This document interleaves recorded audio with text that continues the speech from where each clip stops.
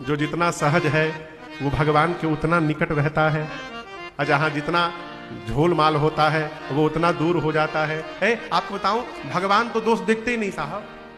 भगवान का यही स्वभाव है कि देखी दोष कबहू न उर आले। भगवान का भक्त यदि भगवान के सामने पहुंच गया और उसमें यदि दोष भी है तो भगवान उधर आंख बंद कर लेते, ना ना बहुत सुंदर बहुत सुंदर। और यदि कोई उसकी बड़ाई कर दे तो सुनि गुण साधु समाज बखाने।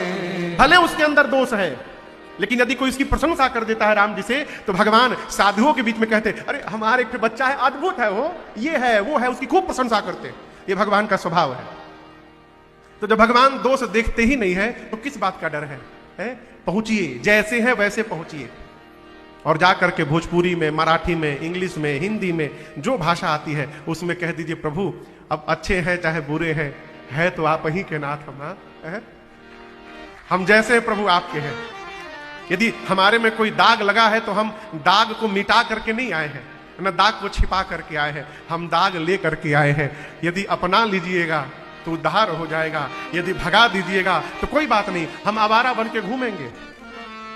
अब तक तो पतला तिलक लगाता हूं, यदि भगा दीजिएगा तो कल से मोटा लगाऊंगा।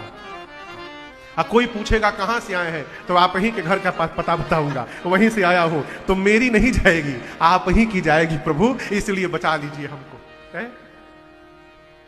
पूज्य बिंदु गोस्वामी जी महाराज कहते हैं, जो अब टाल दोगे मुझे अपने दर से, जो अब टाल दोगे, जो अब टाल दोगे मुझे अपने दर से, तो मेरी नहीं जाएगी, होगी हसीना दर दर तुम्हारी, तो होगी हसीना दर दर तुम्हारी।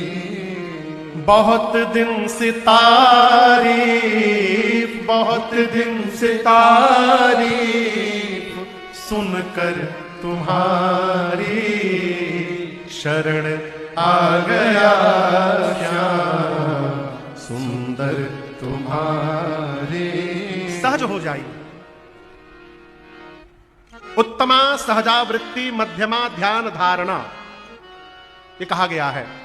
सहज हो जाना उत्तम स्थिति है। इसके बाद अष्टांग योग करते रहिए, यम नियम आसन प्राणायाम प्रत्याहार धारणा ध्यान समाधि कुछ भी करिए, ये मध्यम व्यवहार है। इनके पहले सहज होना श्रेष्ठतम व्यवहार है। उत्तमा सहजावृत्ति